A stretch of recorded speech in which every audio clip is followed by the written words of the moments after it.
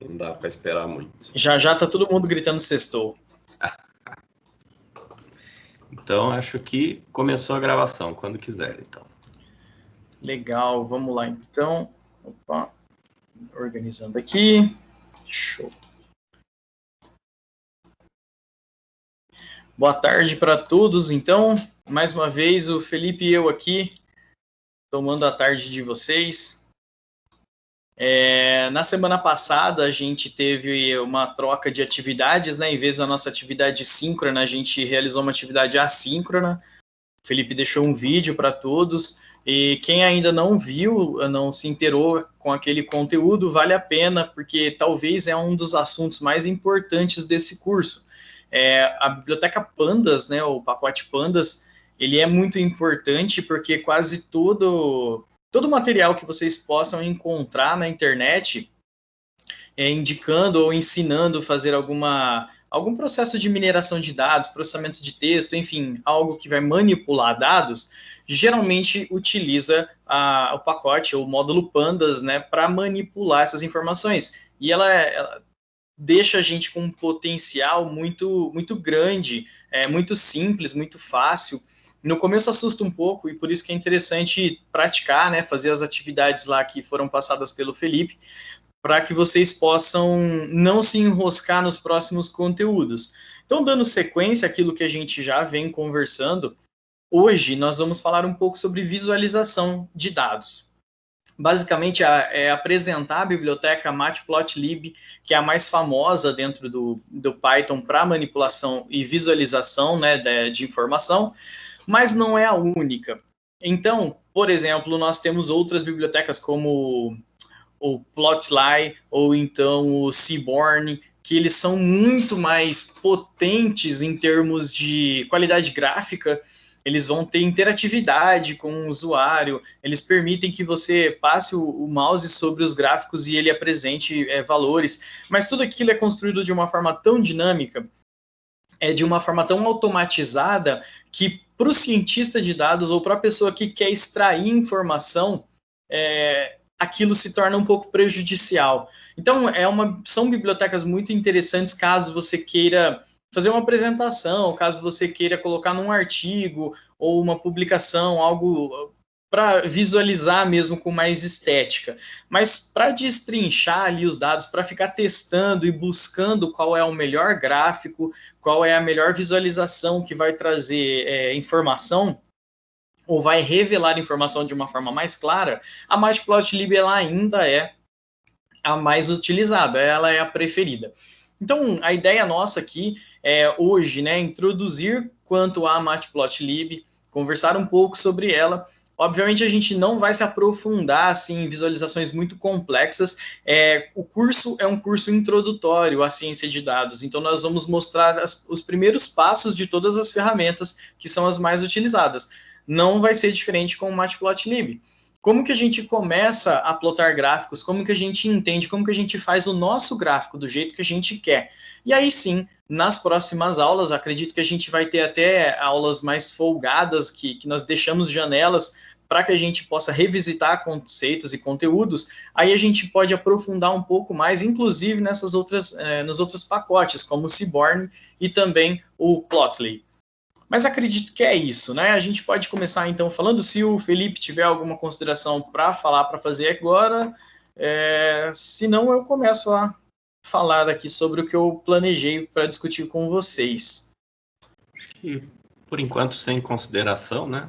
A gente toca a aula, que é coisa depois, no final, a gente fala alguma coisa.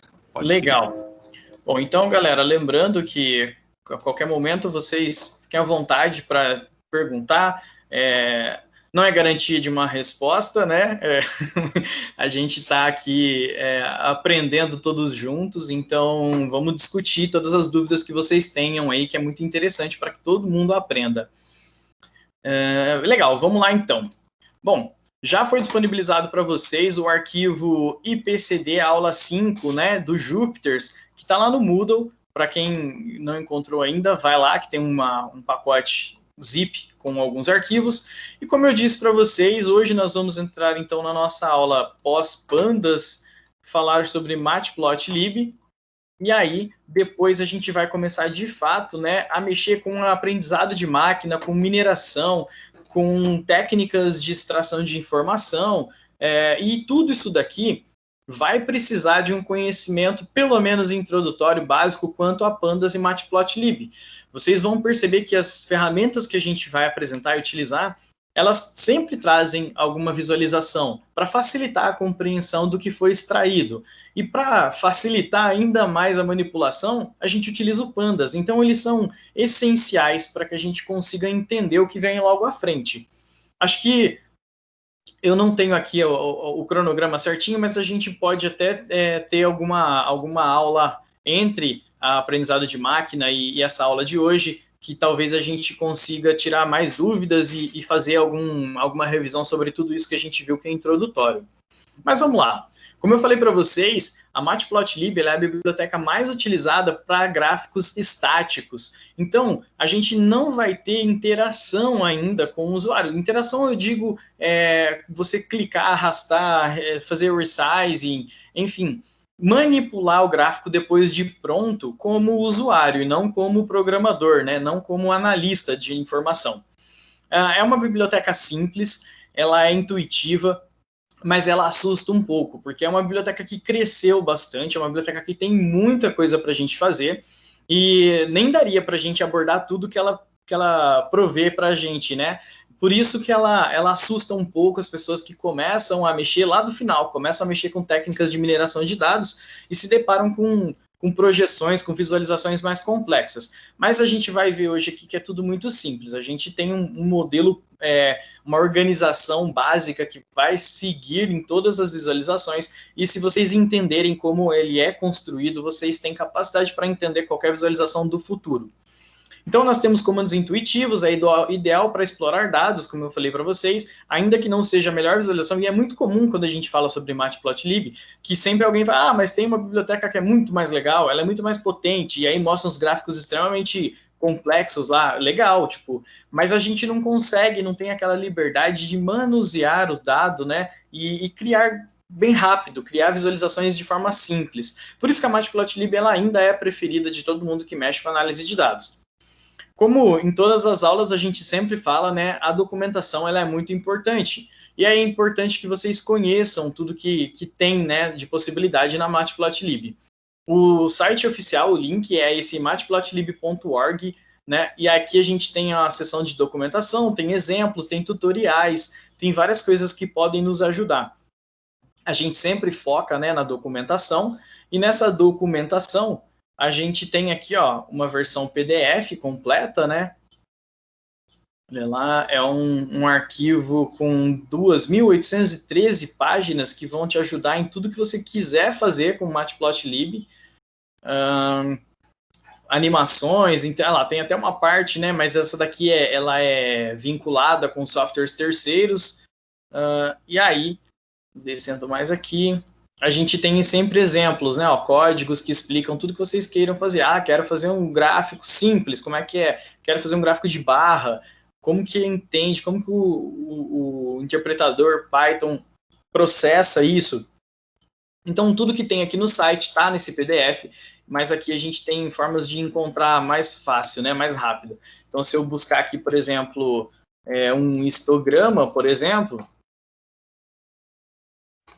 facilmente eu encontro aqui, ó, vários assuntos falando sobre o histograma, e a gente vai entender, vai conhecer pelo menos o principal para chegar nessas informações, que é falar deste módulo aqui, ó, o PyPlot dentro da Matplotlib. Então, basicamente, a nossa aula vai se focar no PyPlot. O PyPlot é um módulo dentro do pacote Matplotlib, né, ou um subpacote, como a gente já viu em aulas passadas, que permite que a gente manipule gráficos, né, que a gente consiga plotar informações, visualizar informações que nós estamos manipulando. Então, nós vamos focar em quase toda a aula falando do PyPlot. Aqui dentro dessa página, vocês vão encontrar, por exemplo, olha, se eu quiser fazer um gráfico de barra horizontal, um boxplot, que é muito conhecido também, o gráfico de vela, né, que é conhecido com esse nome, você clica ali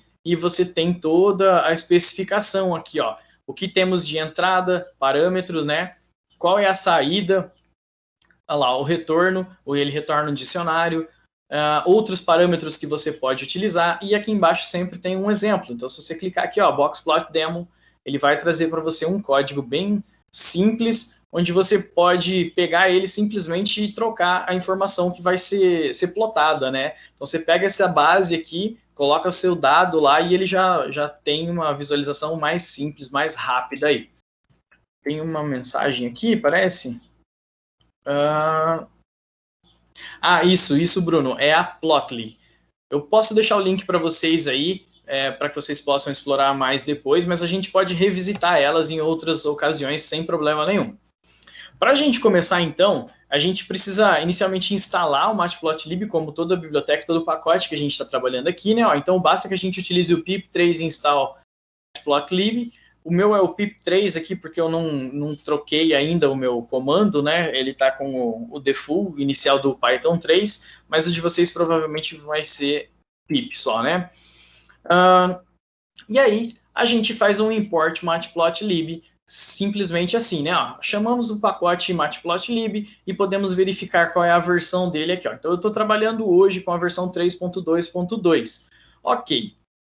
Aí, o único comando e o comando mais importante que a gente vai trabalhar aqui, ele vai ter algumas diferenças de sintaxe, mas vai ser esse comando plot. Então, a gente vai chamar o nosso matplotlib aqui, dentro do matplotlib, o pyplot, que é o módulo que eu falei para vocês que a gente vai trabalhar, que é o responsável por criar visualizações, e a gente cria um alias aqui, né, que é um PLT. Bom, o PLT, ele não é regra, né, é convenção. Eu posso colocar aqui o nome que eu quiser, por exemplo, quadro, eu posso colocar tela, eu posso colocar canvas, eu posso colocar o nome que eu queira aqui. Mas por convenção, vocês vão encontrar muito lugar falando ou chamando, né, o pyplot como PLT. Então, a gente criou o nosso apelido aqui, né, para o pyplot da Matplotlib.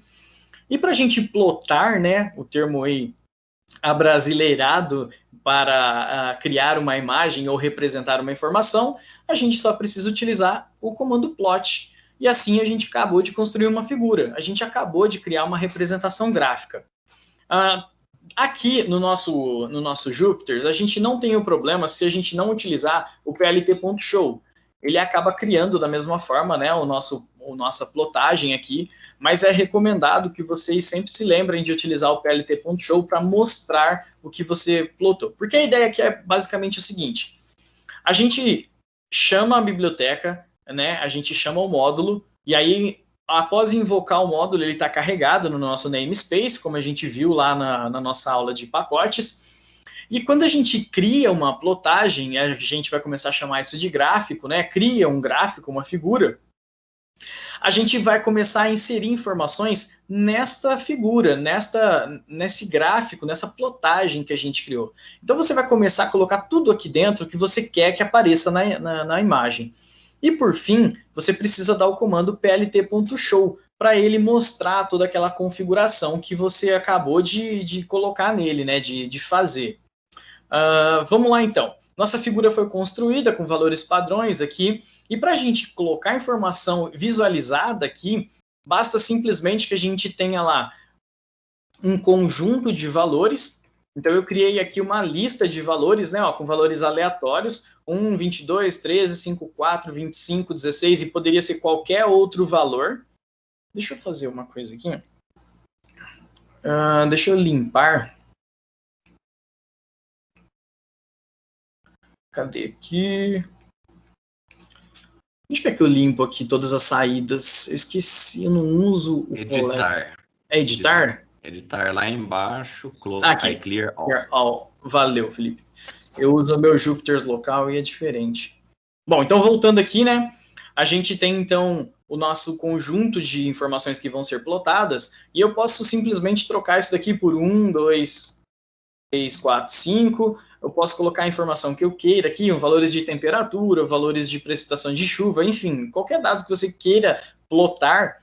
E com o comando plot, como eu falei para vocês, passando aí como parâmetro o conjunto de dados que a gente quer visualizar, a nossa primeira visualização é bem simples, não precisa mais do que isso. Ao executar, olha lá, ele acabou de criar para a gente uma visualização. Como eu coloquei um valor que ele é crescente linearmente aqui, né, ó, ele cresce sempre constante, a gente tem uma reta. Eu poderia aqui substituir, por exemplo, para 3.5, 5.7, 2.3, 8, para a gente ver o que vai acontecer aqui. Olha lá. E aí ele vai respeitando, né, os valores que a gente colocou. E isso daqui é o que a gente está mostrando no nosso eixo Y, né? Os valores, eles estão representados pelo eixo Y. E o eixo X, como a gente não informou para a nossa plotagem aqui, ele criou índices automáticos. Então, o Matplotlib, ele vem aqui e fala, se você não passou, que é um valor opcional, né, o eixo X, eu vou encadear na sequência em que você me recomendou, que você me indicou. Então, o índice 0, né, vai ser o número 1, o índice 1 vai ser o número 2, e aí ele vai plotando, né, ó. Então, a gente tem a referência aqui, ó, de 0 até 6, que é os 6 valores que eu passei. Eu tenho esses 6 valores que vão ser representados no eixo Y. E aí o tamanho nem importa, né? Eu posso simplesmente chegar aqui e colocar, por exemplo, vamos chamar a nossa biblioteca... acho que eu tinha feito já abaixo ali, mas vamos queimar a largada, né? Import numpy as np. E aí se a gente coloca aqui np.random.randint e a gente coloca de 1 a 100 mil valores, ao executar isso daqui, opa, acho que eu fiz alguma caca aqui, vamos ver. Randin não, né? Randint. E aí, olha lá, eu tenho valores aleatórios plotados, né? Se eu diminuir aqui, 1000 valores, vamos diminuir para 100, para ele ficar com um visual mais claro, mais compreensível. E a gente consegue, então, com esse simples comando, já fazer uma plotagem e ver alguma coisa no nosso gráfico, né? Então, se às vezes os dados eles estão confusos, ou o conjunto de dados é muito grande e a gente não consegue entender olhando para os valores, com esse comando simplesmente você consegue ter uma visualização e entender se são valores crescentes, se são valores aleatórios, como é esse caso, se são valores decrescentes, se eles respeitam uma sequência, uma distribuição como normal. Se você consegue visualizar aí uma curva, algo do tipo, você já consegue ter a sua primeira análise. E a ideia da Matplotlib é essa, né? Permitir que você explore com todas as possibilidades que você queira a visualização dos seus dados, para que você consiga tirar insights, né? Mesmo sem ficar utilizando técnicas avançadas de mineração de dados. Então, aqui, ó, por exemplo, eu coloquei, seguindo, então, o que eu comecei ali acima, né? Eu criei um arranjo aqui de -10 até 10, né? O 11 ele não é incluso, lembra sempre disso, né? O primeiro o segundo não é. Com um passo de 1 a 1, ou seja, crescente de 1 em 1, então eu vou sair de -10 e até 10 positivo, tá aqui a minha visualização, o print, né, do meu X, do meu conjunto de dados X, e depois o meu Y, eu fiz ele ao quadrado. Então, a gente aprendeu lá na 7ª série, né, que a gente tem um f de x aí, que quando é x quadrado, a gente tem a visualização de uma parábola. Então, eu acabei de visualizar essa parábola ao plotar o gráfico. Se eu não tivesse informado aqui o meu x, o que aconteceria? Não aconteceria nada, né? O que aconteceria é que ele continuaria mostrando a parábola para mim, só que ele começaria a partir do índice 0. Ó. Então, como eu falei para vocês lá, ele não está respeitando o valor real, né? Ele está simplesmente criando índices para os valores que eu acabei de informar para ele. Agora, se eu inserir aqui o valor dos índices, né, que é o eixo X, aí sim, ó, ele começa a partir do -10 e respeita os valores reais, né, os valores absolutos do meu conjunto de dados do eixo X.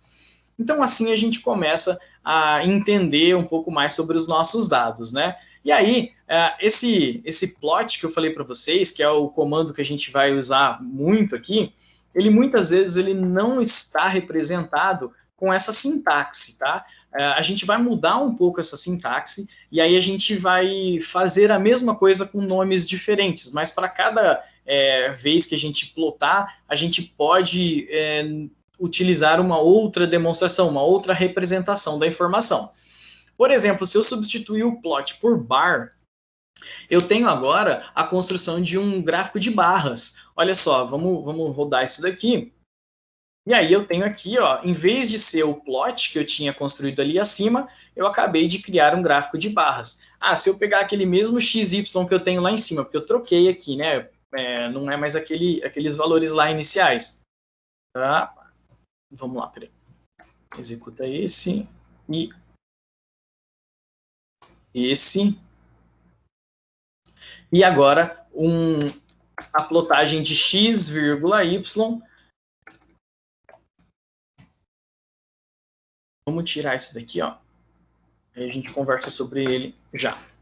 Então, se eu utilizar aí o plt.bar, olha lá, ele acabou de fazer aquela mesma parábola para mim, só que utilizando um gráfico em barras, né? E aí a gente tem alguns outros comandos, né? Se a gente voltar para a nossa documentação do Matplotlib e procurar dentro do pyplot aqui, ó, bar, a gente tem aqui, ó, make a bar plot, né? Ou seja, vamos construir uma plotagem em barras. Abrindo ele, eu vejo os parâmetros que eu posso ter, ó. Eu tenho aqui o x, o y, que ele chama de altura aqui, né, ó, height, ou seja, é o nosso valor y, do eixo y. O width, ele traz pra gente a largura da barra. Então, por padrão, ele já tem um 0.8 aqui, mas eu posso voltar lá e colocar um outro valor. Então, se eu quiser modificar essa barra aqui, a largura de cada uma das barras, eu posso simplesmente chegar aqui, ó, depois do meu eixo x, do meu eixo y, 0.2, por exemplo. E aí, eu vou fazer uma plotagem com barras mais estreitas, mais finas, né? Eu posso mudar aqui para 1.0. E aí eu tenho barras mais espessas, tá vendo? Que chegam a se tocar e construir um gráfico quase que inteiriço aqui, né? Seguindo aqui, então, aí a gente tem o bottom. O bottom, na verdade, ele diz respeito aos pontos, né, de início do eixo Y. Então, se eu colocar o bottom 3 aqui, ele vai subir a minha barra, enfim, ele vai deixando a gente manipular. E o align, que a gente pode colocar ele alinhado ao centro ou alinhado aos extremos, né? Ele alinha ao canto esquerdo, na verdade, né? Enfim, aí ele retorna um container, né? Então, lembra, tudo é objeto, né? No nosso Python. Ele retorna um objeto do tipo plot, e ele é um retângulo, né? Esse retângulo é essa imagem que a gente está visualizando aqui. Se eu trocar, então, o meu bar e eu quiser fazer uma outra visualização, eu tenho algumas outras opções, como o bar H. O bar H nada mais é do que um gráfico de barra, entretanto, com a representação na horizontal. Ao executar ele, olha lá. Então, eu tenho aqui a representação na horizontal. Vou voltar aqui o que eu tinha feito. Isso daqui, às vezes, é muito útil para fazer ranking, né? Olha lá, então eu posso fazer um ranqueamento aqui, ainda que eu estou gerando valores aleatórios ali, tem alguns valores zero, né? Mas ele mostra para mim uma ferramenta bem potente para que eu possa fazer ranqueamento de valores. Aqui está tudo randômico, né? Por isso que ele tá ficando com os buracos no meio. Ainda depois do meu bar H, eu posso ter uma das representações que é mais utilizada na análise de dados, que é o scatter plot, né? Esse scatter plot, vamos voltar aqui para o nosso pyplot. Olha lá, o que ele traz para a gente? Ele traz para a gente uma representação de pontos. Então, ele associa os pontos ao eixo XY. E olha aí, tem vários exemplos aqui, ó, que a gente pode destrinchar para aprender um pouco mais, né? Mas ele traz, na verdade, uma representação por pontos, né? Ó. Então, lá no nosso eixo XY, ele foi lá e colocou os valores, né, que a gente acabou de pedir para ele plotar. Então, eu coloquei aqui o nosso X e o nosso Y. Vamos inverter aqui só para ele dar um gráfico mais fora desse padrão que a gente está trabalhando aí, ó, YX. O parâmetro seguinte que eu coloquei aqui é o C de color, né? Então, o red, o vermelho, é representado simplesmente pelo R. A gente pode pôr aqui, por exemplo, o Y de yellow, amarelo. E ao executar isso daqui, a gente tem os nossos valores, né, agora modificados, ou nossa representação modificada para a cor amarela. Deixa eu comentar isso daqui para a gente ver aqueles valores iniciais lá. Opa, isso aqui ficou carregado na memória. Deixa eu carregar aqui. A nossa... Olha lá, a nossa parábola, né? Como eu inverti Y e X, ele está mostrando uma parábola horizontal. E aí o próximo parâmetro que eu coloquei aqui, que é um dos que a gente utiliza bastante, é o marker. O marker, ele traz para a gente uma forma de visualização para a gente identificar quais são os pontos, né, dessa mesma série que a gente está trabalhando. Então, muitas vezes a gente pode plotar várias séries aqui dentro dessa mesma figura, e para a gente identificar qual é o ponto que está representando cada série, a gente vai trabalhar muito scatter quando a gente estiver trabalhando quando a gente estiver conhecendo agrupamento de dados. Então a gente acaba colocando formatos aqui, visualizações que a gente vai conseguir identificar naquele monte de pontinho que a gente tem depois aqui representado, qual que é o dado ou qual série que está sendo referenciada aqui. Então vamos voltar aqui para o nosso scatter e dar uma olhada no nosso marker. Aqui ele traz o marker para a gente. Marker style. Vamos ver aqui se eu consigo achar as marcações que a gente pode ter. Olha só, então a gente pode ter aqui, ó, o O, V, o chapeuzinho, menor, maior, o 8, o S, P, asterisco. Isso daqui tudo são formas de modificar o tipo de representação que vai aparecer ali, ó. Então vamos substituir aqui pelo menor, né, como a gente viu lá. E aí ele traz para a gente um delta, né, um triangulinho aqui, ó, indicando. Se a gente substituir aqui por G, por exemplo, de green, a gente agora tem uma representação com triângulos verdes. Acredito eu, deixa eu dar uma olhada aqui, eu não coloquei, mas eu acho que tem o size, aqui ó, o S, né, the marker sizing points, então, deixa eu ver se eu consigo colocar aqui S igual a 4, por exemplo. Olha lá, aí ele colocou pontinhos bem pequenos. Agora, se eu mudar isso aqui para 40, olha lá, ele começa a aumentar o tamanho, né, da minha representação. Olha lá. Então, eu consigo identificar qual é a série que eu estou visualizando aqui por meio dessa possibilidade de colocar visual nos nossos marcadores, né? Então, esse daqui é o gráfico scatter. A gente vai até ver um exemplo mais abaixo sobre ele, que ele é muito utilizado, eu acredito que é o gráfico mais utilizado que a gente tem na análise de dados com o Matplotlib. Depois a gente tem também um outro gráfico que ele é talvez um dos mais importantes junto com o scatter, que é um histograma. O histograma, vamos descomentar aqui. O histograma, ele traz para a gente uma visualização muito importante, né? Deixa eu ver aqui, que ficou... Ixi, peraí, que eu fiz caca aqui. Histograma. Está apresentando alguma outra coisa aqui, blá, blá, blá. Dados do cliente, histograma. Tá, peraí. É esse daqui. Esse aqui a gente pode até tirar daqui. E eu já apresento ele. Ó, então aqui a gente tem o histograma, né? Inicialmente, a gente tem aqui na representação do nosso histograma uma representação em classes, né? Então, o que a gente tem, na verdade, é uma divisão entre intervalos de valores e a quantidade que a gente tem de informação na nossa base de dados. Bom, não entendi nada, né? Funciona da seguinte forma.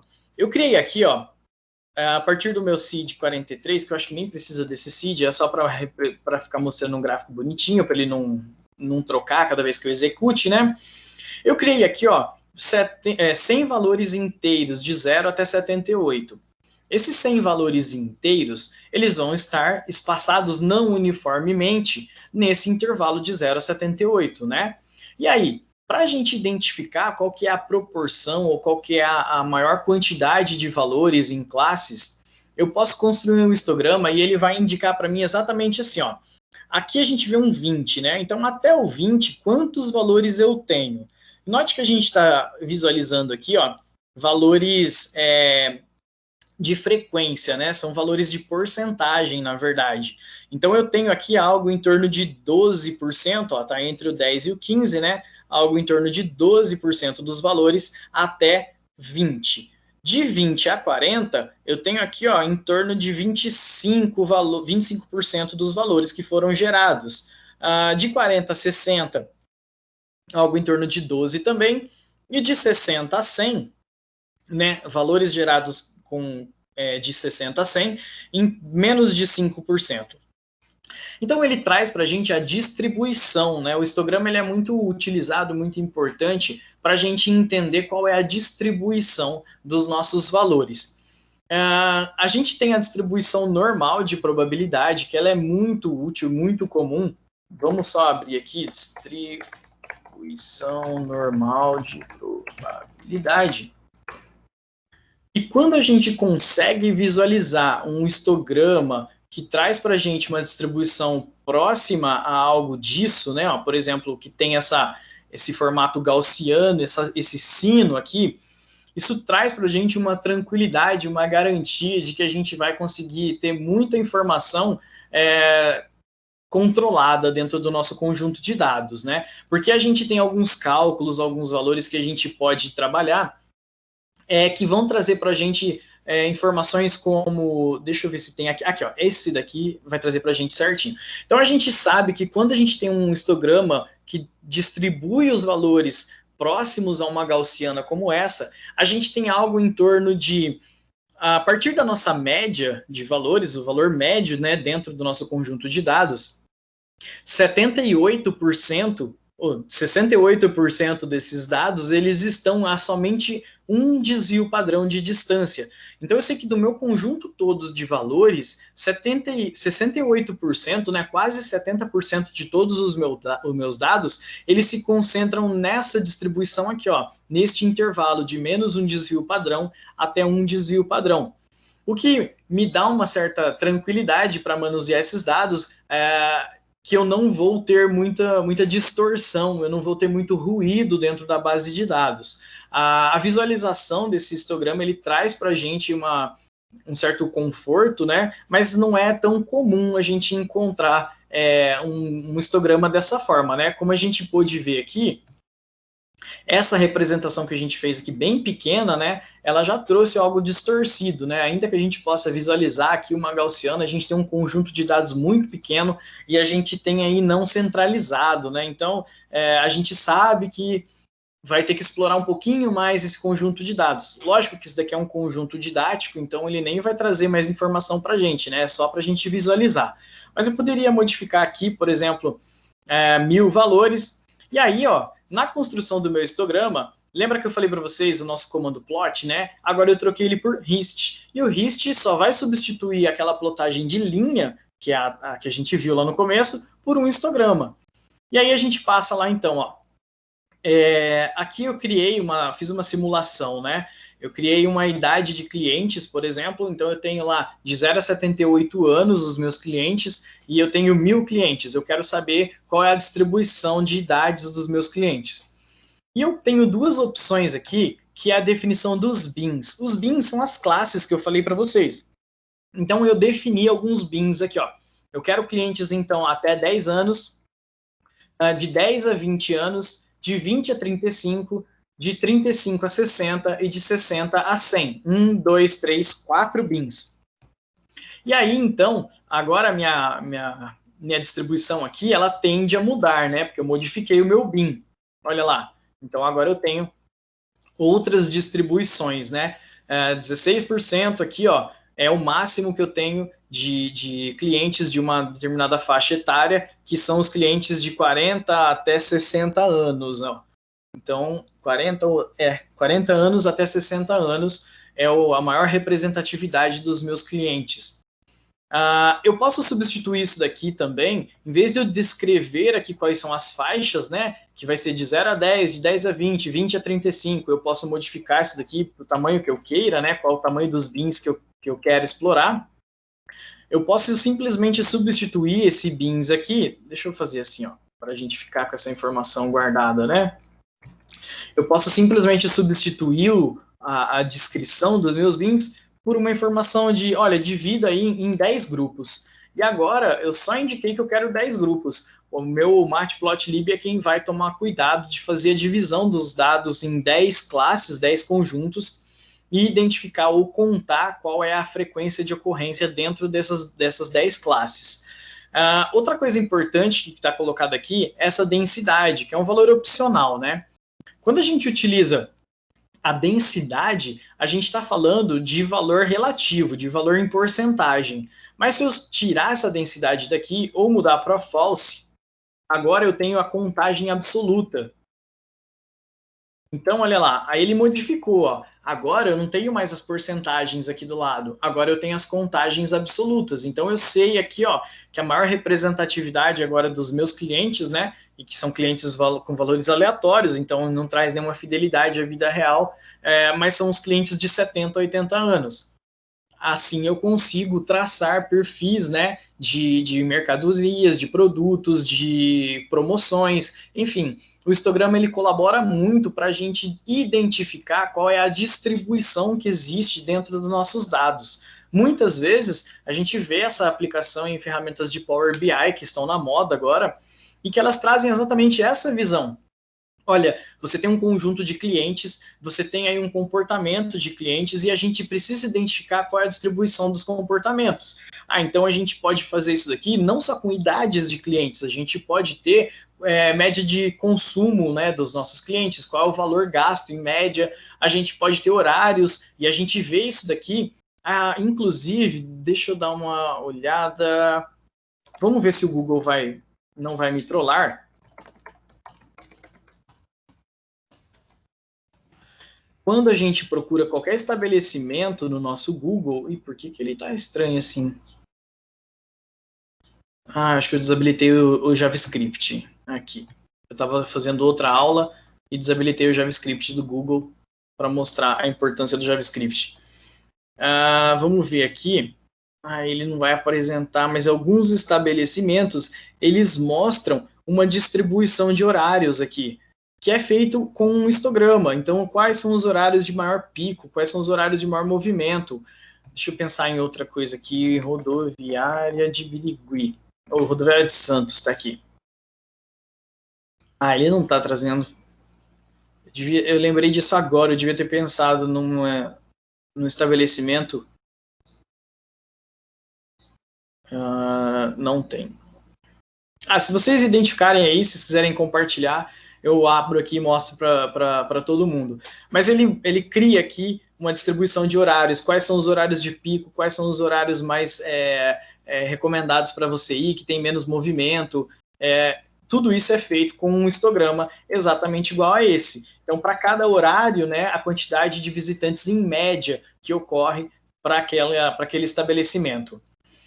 Bom, então o histograma, né, ele é outra ferramenta, talvez uma das mais importantes que a gente tem, e a gente pode utilizar aqui o nosso tipo de histograma, que está como o bar stacked, por barra simples, por uma linha, né, uma plotagem em linha, que vamos substituir aqui por step filled.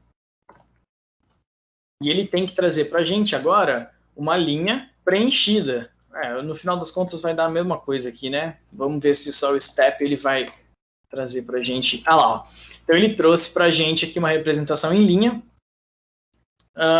que não apresenta as barras, né? As divisões entre as barras, mas a gente está fazendo a mesma coisa no final das contas, né? E se eu substituir por bar aqui, olha lá, ele vai trazer as barras convencionais para a gente.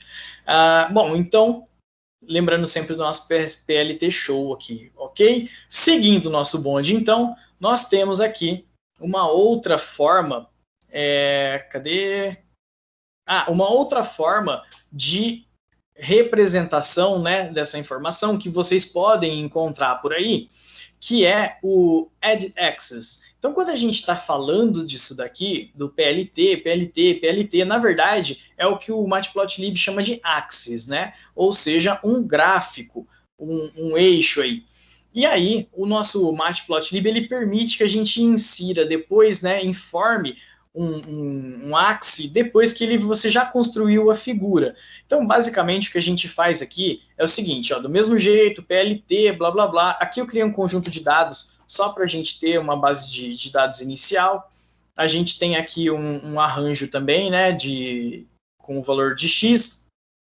E aí a gente criou aqui, ó, uma figura que vai representar, que vai receber um plt.figure. Então a gente acabou de criar uma figura. A gente vai entender um pouco melhor o que são essas figuras, esses eixos, no próximo tópico ali, que a gente já vai entrar nesse detalhe. Mas só para a gente entender um pouco melhor, a gente pode criar uma figura e sair adicionando gráficos desse jeito aqui, ó. E o que eu tenho aqui é só uma indicação de qual é a posição desse gráfico. Então, ó, 0011 traz para a gente que eu quero na posição 00 e com largura de um espaço, ou de uma coluna e uma linha. Isso daqui vai ficar mais claro um pouco mais abaixo. O que eu queria mostrar para vocês aqui era o seguinte. A gente acabou de fazer um bar ali em cima, um plt.bar. E aí uma estratégia bem legal que a gente já pode começar a usar aí a criatividade para propor, né, para os nossos problemas, é fazer barras assim combinadas, né? Olha que legal. A gente tem aqui um trio de barras que talvez estejam representando uma mesma informação. Então, ó, eu poderia colocar aqui um amarelo falando só sobre futebol, por exemplo, o G falando sobre basquete e o R falando sobre vôlei. E aí a gente analisando aqui quais são as vendas ou algo do tipo. E aí, ó, para ele ficar com um visual bem interessante, bem legal, na hora de plotar a informação, como a gente já aprendeu a plotar lá o nosso bar, ó, a gente faz assim, né, o gráfico em barra, que é o que a gente já aprendeu ali em cima, como é que a gente cria. E aí, a gente pode continuar plotando outras informações, não necessariamente precisaria ser o X aqui, né, ou outro valor, e a gente pode deslocar essas informações dentro do nosso eixo só um pouquinho, ó. Então eu vou pegar aqueles valores do X e deslocar todos eles 0,25, né, a mais, ou seja, à direita. Quando eu desloco ele 0,25 e eu coloco o meu novo conjunto de dados aqui, que pode ser outra, como eu falei, futebol aqui no caso, e ao executar, ele dá uma escorregadinha, ó. Então ele plota uma barra do lado da outra. Ele pegou todos os valores de X que a gente tinha aqui, que são os índices, né? Que era o índice 0, 1, 2, 3, e colocou no 0,25, no 1,25, no 2,25 e no 3,25. Então a gente não tem limites aqui quanto à quantidade de plotagens que a gente queira fazer. Ele definiu aqui, ó, que a largura da barra vai ser de 0,25 para encaixar, para ficar mais bonitinho, e o terceiro conjunto de dados aqui tem um deslocamento de 50 no eixo X. E aí agora essa terceira barra, que vai representar esse terceiro conjunto de dados, ele vai aparecer para a gente também lado a lado. Bom, como eu falei para vocês, a ideia do Matplotlib é essa, né? Que a gente consiga criar gráficos simples, mas que a gente tenha facilidade para manipular. Olha só, é bem tranquilo, bem simples da gente fazer isso. Acho que tem mensagem aí. Eu achei que era alguém falando alguma coisa. Não, acho que é quando o pessoal entra, dá uma pitadinha também, Entendi. Né? O Bruno comentou. Google Maps, Diga aí, Felipe. Não, o Cunha falou do Google Maps, aparece, mas eu tentei e aparecia mesmo. A barrinha não está aparecendo agora.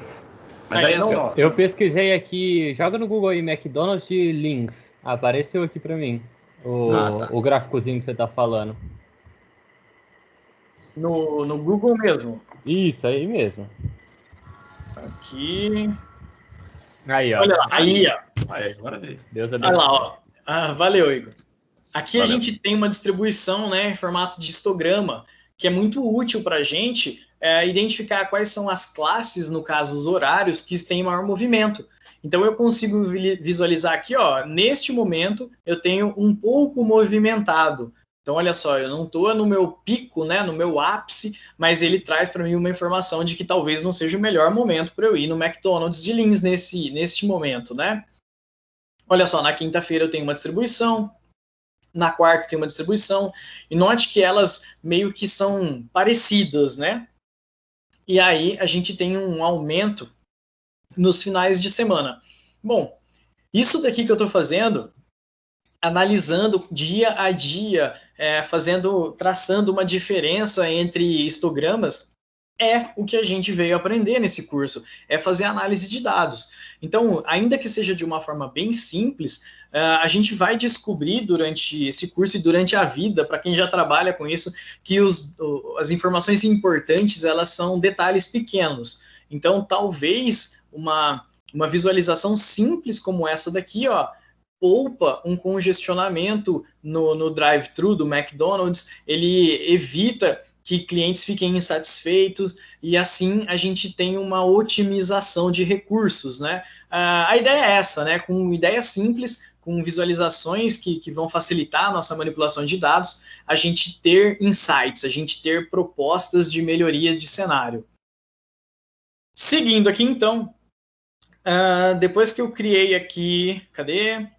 Minha base de dados de idades de clientes que eu havia trabalhado lá em cima, eu simplesmente fiz uma divisão aqui, né? Ó, vamos lá. Então, eu selecionei crianças, e essas crianças são selecionadas simplesmente pelos registros dentro do idade de clientes, desde que esse registro tenha menos do que 14 anos. Adultos são aqueles que têm de 14 até 60 anos, e acima de 60 anos são os idosos. Então, eu só criei faixas etárias aqui. E agora que eu tenho faixas etárias, eu consigo utilizar uma outra representação muito legal e muito simples também do Matplotlib, que é o gráfico de pizza. Desde que eu escreva certo aqui, né? Adultos. Isso porque o Felipe me falou, você escreveu errado, adultos e idosos. Aí eu falei, opa, vou arrumar. E esqueci. Olha lá, então a gente tem aqui uma representação em gráfico de pizza, mas ainda assim ela está pouco intuitiva para a gente. Eu não sei o que é cada um desses gráficos aqui, né? Cada uma dessas partes. Então a gente pode incrementar esse nosso pie, né? Que foi a substituição do plot por pie para poder criar um gráfico de pizza. E aí eu passei aqui os tamanhos, na verdade, porque agora o gráfico de pizza ele não importa quanto ao valor dos dados, ele se importa com o conjunto, né? Então eu tenho uma quantidade de crianças, uma quantidade de adultos, uma quantidade de idosos, bem parecido com aquilo que a gente estava trabalhando aqui no histograma, ó. Só que agora eu tenho valores, né? Então se eu digitar aqui, por exemplo, um print de crianças, eu vou ter uma informação apresentada para mim aqui, quais são os registros que são crianças, né? Então, olha só as idades. Tem até pessoas com 0 anos frequentando o meu estabelecimento, né? Mas o que é importante para mim aqui no gráfico de pizza é o tamanho, né, desse conjunto, eu consigo, olha lá, ó, 192 crianças dentro do meu conjunto. E aí, ainda que não esteja muito intuitivo, faltam umas informações, a gente pode expandir isso daí. Então, dentro do nosso pie aqui, depois de passar os valores, né, do tamanho do meu conjunto de crianças, do tamanho do meu conjunto de adultos, do tamanho do meu conjunto de idosos, e aí notem que eu tenho uma lista aqui, né, ó. Essa lista, eu tenho 3 valores, eu poderia continuar passando valores aqui, eu posso continuar quantos valores eu queira aqui, 23, por exemplo, 44, e ele vai construindo para a gente. Ele deu erro aqui porque eu tenho que atualizar, né, não só os valores, mas eu tenho aqui, ó, labels, que eu estou atribuindo informações para cada fatia da pizza. Então, a primeira delas diz respeito à criança, a segunda dela diz respeito a adulto, a terceira dela diz respeito a idosos, e aí ele vai trazer para a gente esta informação. Vamos lá. E olha lá, agora eu tenho aqui, ó, adultos é a fatia laranja, crianças a fatia azul e idosos a fatia verde. E eu posso continuar com informações. Então, como eu falei para vocês, no nosso Matplotlib PyPlot, se você procurar aqui Py, você vai encontrar a descrição de tudo que você pode colocar. Então, você vai colocar lá, ó, valores de X. Aí tem uma informação chamada Explode, né? A Explode, ela vai trazer para a gente uma visualização muito legal. E eu coloquei ela aqui, ó, para a gente ver. Vamos tirar esse último aqui. E ela vai trazer para a gente o seguinte, ó. Um deles eu quero destacar. Quem que é? Olha, é o primeiro valor. É o valor de crianças, ó. Tá vendo? É o primeiro valor que eu passei. Então eu vou destacar ele 20% distante do meu centro aqui, ó. Então ele caminhou 20% para aparecer um destaque, né? Se eu substituísse, então, por exemplo, o segundo valor aqui, ó, do meu Explode, né? Como eu tenho 3 valores, eu tenho que ter aqui 3 informações. Eu poderia colocar aqui, ó, vou destacar esse 10% e o último 30%. E aí ele traz para a gente uma representação com destaque sobre destaque, né? Aí, por fim, aqui eu coloquei só uma informação que é o Auto PCT aqui, que se a gente buscar lá tem também aqui, ó, o Auto PCT, que vai trazer para a gente a porcentagem ali, né? E aí, isso daqui é um hack padrãozinho que a gente acaba colocando, ó, porcentagem 1F para dizer, igual no C, né? Para dizer que é uma casa decimal, float, porcentagem, porque esse porcentagem é o que fecha aqui do começo, né? Ó, porcentagem, ponto 1F, porcentagem. Se eu tirar isso daqui, ele vai trazer para a gente... Opa, estraguei alguma coisa ali, hein? Ah, tá. Aqui, ó. Ele vai trazer para a gente os valores de porcentagem, né? Se eu tirar isso daqui, ele vai trazer para a gente 100 porcentagem.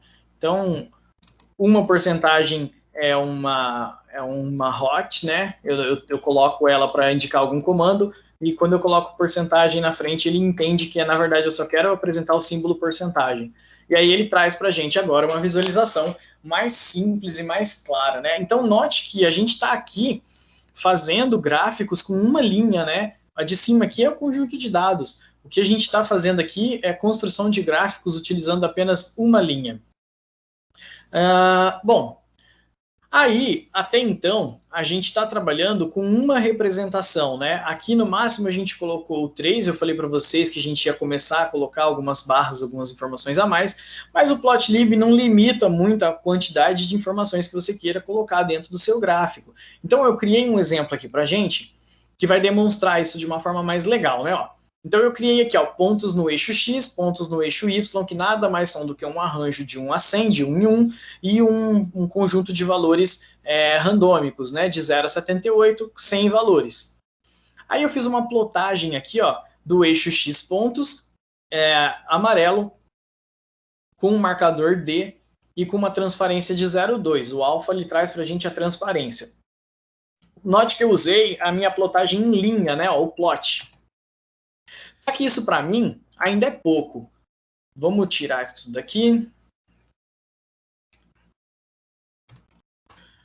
É o que eu acabei de fazer lá no começo. Ó. Acabei de plotar uma linha, né? Isso que eu aprendi a fazer. Mas eu preciso de mais informação. Então eu posso ter um outro conjunto de dados e plotar uma segunda linha utilizando o mesmo gráfico. Só que agora vai ser vermelha e com marcador em pontinho. Olha lá. Então agora eu tenho um gráfico apresentado com 2 informações, ou 2 séries, né? Mas eu ainda acho pouco, eu tenho mais informações que eu quero plotar para ficar conferindo, né, e comparando. Então eu criei aqui um seno, só um valor de seno, vou até tirar ele e jogar mais para cima para não confundir. Então essa daqui é a definição dos dados, né? E aí a gente tem aqui embaixo agora as plotagens, né?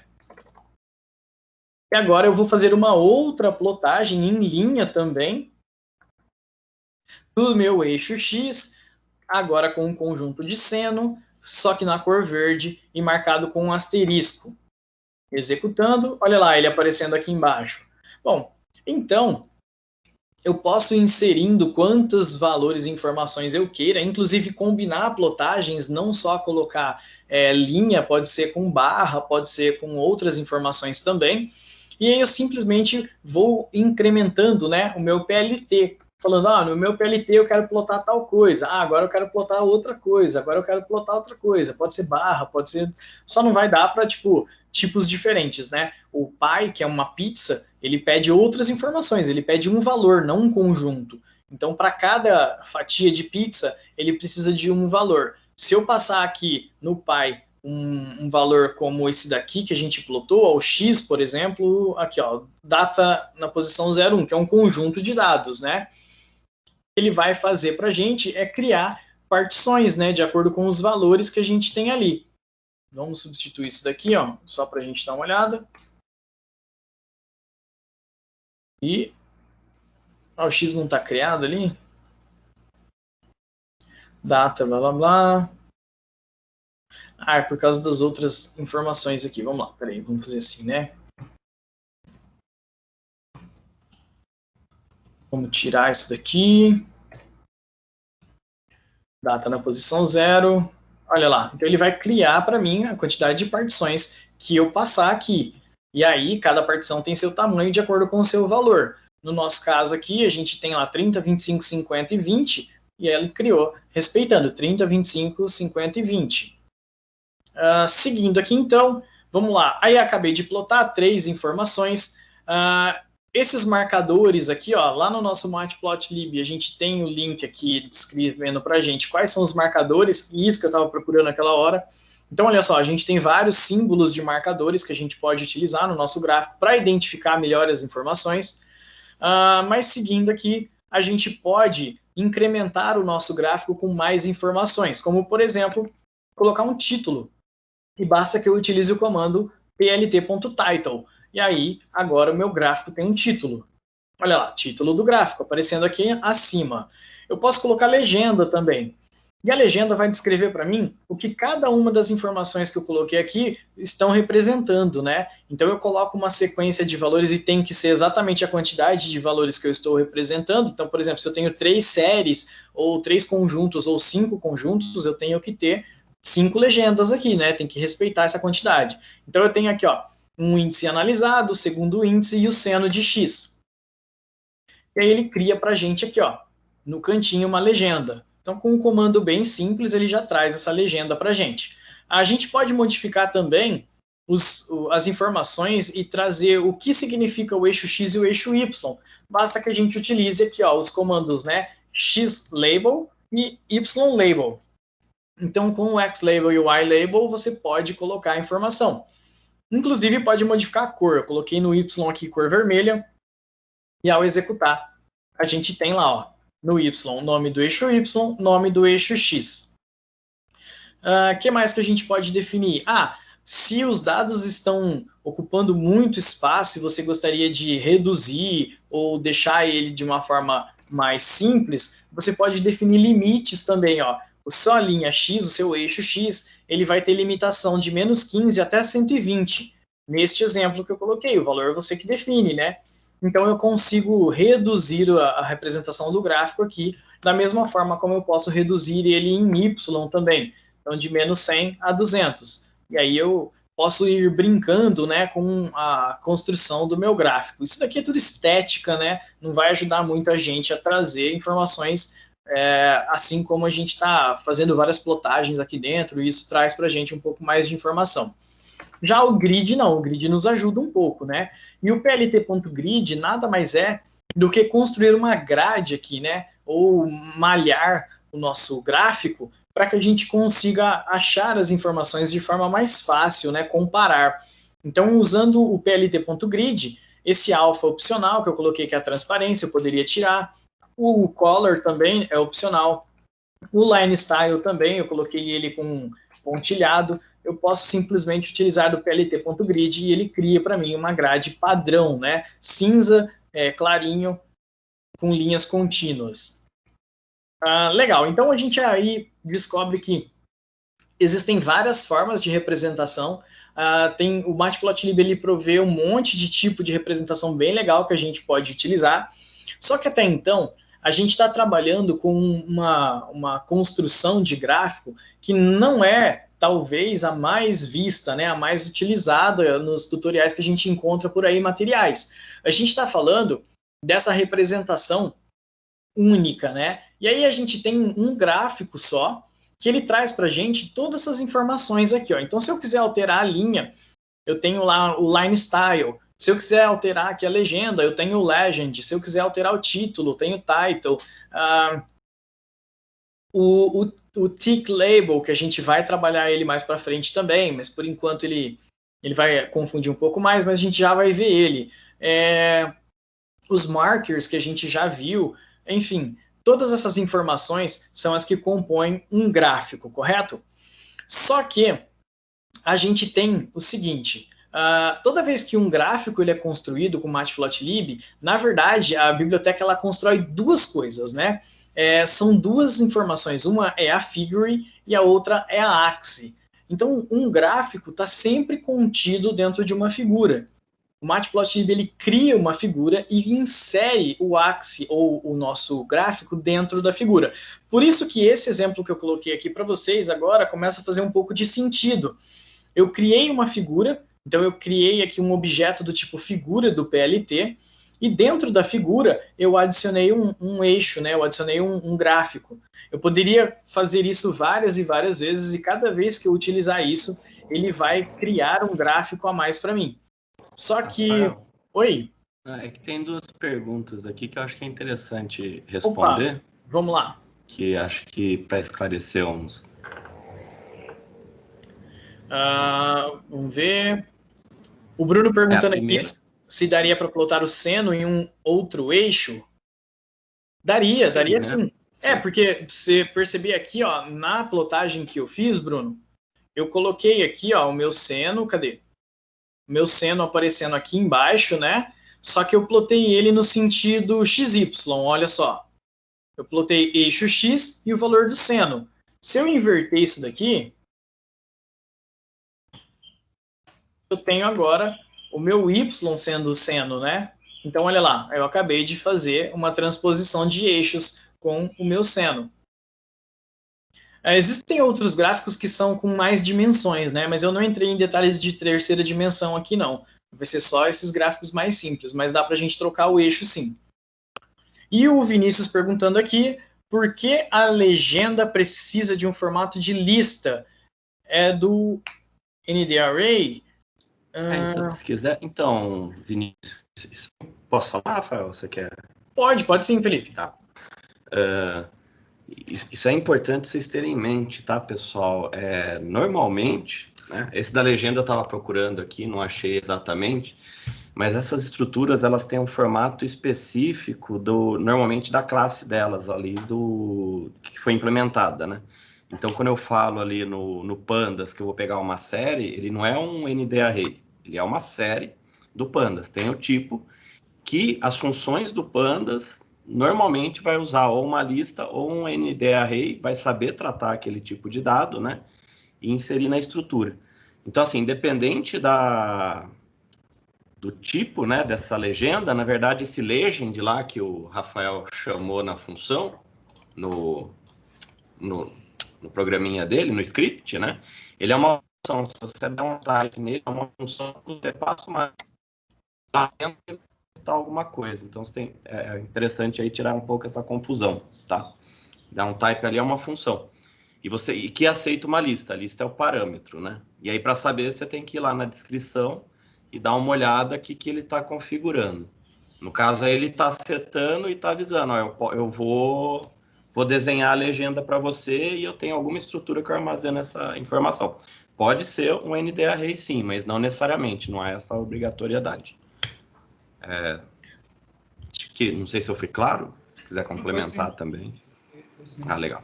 É exatamente isso, né? Tudo depende da implementação, né? O Matplotlib, ele aceita, é uma função, como o Felipe falou, e ele aceita uma lista, né? Então, a gente precisa respeitar a definição e colocar. Se eu fizer isso que o Vinícius falou, olha só que interessante, né? Eu não coloquei aqui, mas se eu substituir isso daqui tudo por um valor e falar, eu só tenho uma informação representada aqui, só tenho o meu... Cadê o meu primeiro plot aqui? Vamos comentar os demais. E a hora que eu coloco essa informação... Opa, peraí. Ah, tá. Aqui é a indentação. A hora que eu coloco isso daqui, ó, ele traz para mim só a primeira letra, né? Mas isso é por causa da implementação. A função espera uma lista. E quando você passa um valor, ele vai entender que essa é a lista. Então, ele vai pegar o primeiro elemento aqui e identificar como se fosse um elemento, né? O primeiro item. Agora, se você faz isso, aí ele entende que todo esse texto aqui é um elemento só. E aí ele constrói lá a nossa legenda de forma mais clara. É legal porque a string é uma tupla, né? Que é uma estrutura equivalente à lista de caracteres. Então ele pegou o primeiro elemento da lista que você passou, que é uma string, né? Foi isso que aconteceu, né? Exatamente. Aí ele pega o i como se fosse um elemento, né? Quando na verdade a gente queria que a string toda fosse um elemento. Vamos lá então, seguindo...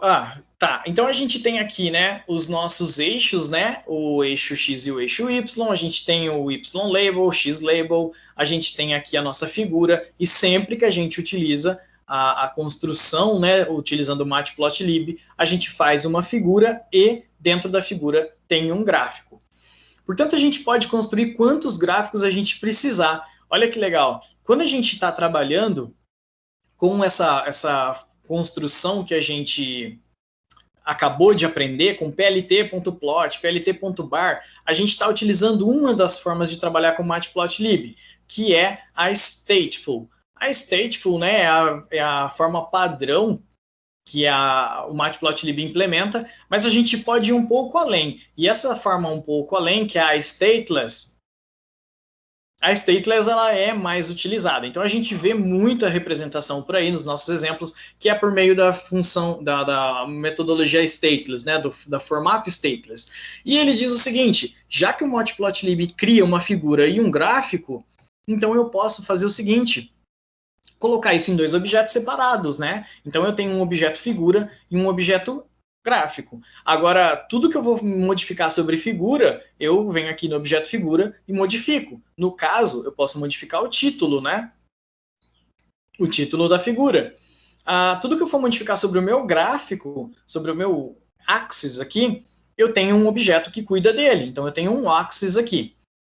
E aí, beleza, como é que eu sigo agora então? Já que eu estou falando que eu posso criar então vários gráficos dentro de uma mesma figura, eu agora utilizo não só o PLT, eu uso o plt.subplots. O subplots ele vai trazer para mim a seguinte definição. Eu vou ter quantas linhas e quantas colunas, como se fosse uma matriz, né, onde cada célula é um gráfico. Então eu tenho aqui, ó, número de rows, número de linhas 1, número de colunas 2. Foi o que eu coloquei para vocês aqui para a gente testar, né? E o figure size 15 por 5. Eu não lembro se é 15 linhas por 5 colunas ou 15 colunas por 5 linhas. Eu acho que é 15 colunas por 5 linhas, tá? Mas a gente vai descobrir isso já. E aí, o que eu faço a partir de agora? Já que eu tenho aqui um objeto do tipo axis, e eu falei que eu quero ter duas colunas, então eu posso ter dois gráficos, né? Eu posso acessar eles por acesso direto indexado. Então eu tenho um gráfico 0 e um gráfico índice 1. Eu estou tratando de dois gráficos. Daí eu sigo a mesma estratégia que eu fiz ali acima, né? Então eu tenho aqui um conjunto de dados. Então agora eu estou representando o cosseno. Ó, x é um arranjo de 1 a 100. O y é o cosseno de x. E eu vou plotar nesse gráfico aqui, ó, no gráfico 0, no índice 0. Fiz uma plotagem em linha de x1 com o cosseno dele da cor vermelha. E aí eu posso ir lá incluir o gráfico 2, que já está construído dentro da minha matriz de gráficos aqui, ó. Só que aí eu simplesmente preciso dizer qual é o índice dele que eu estou acessando. Então o axis 1 agora vai ser um gráfico de barra, né? E eu vou passar o valor de x1 e y2. Ao executar isso daqui, olha lá, agora eu tenho dois gráficos, um em linha e um em barras. Como ele gerou um valor de seno e cosseno, né, a barra, nossa, ficou bem feia, né, bem estranha. Mas isso eu garanto para vocês que é um gráfico de barra. Ele atinge valores negativos aqui também. Se eu reduzir aqui essa quantidade, vamos colocar um 10 aqui, só para ele ficar mais aparentável, né? Olha lá. Então a gente tem aí um gráfico em linha e um gráfico em barra plotado.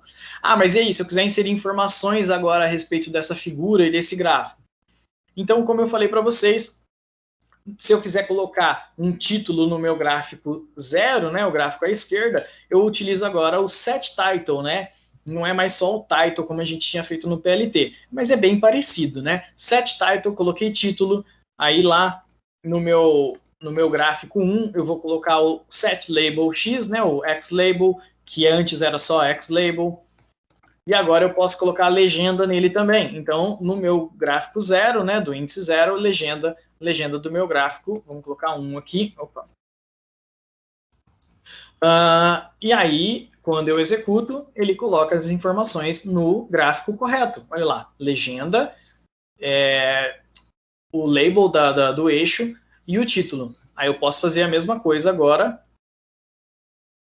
com o meu gráfico 1. Então, Axie 1, eu tenho lá o título do segundo gráfico, eu tenho o meu eixo X aqui e a legenda do meu gráfico 2. Executando, aí eu tenho lá informações dos dois gráficos. Então, assim, eu consigo fazer comparativos, né? Eu consigo traçar comparativos em gráficos diferentes. Se você acha que está poluído fazer dessa forma, como a gente construiu aqui acima, deixa eu retomar a representação aqui.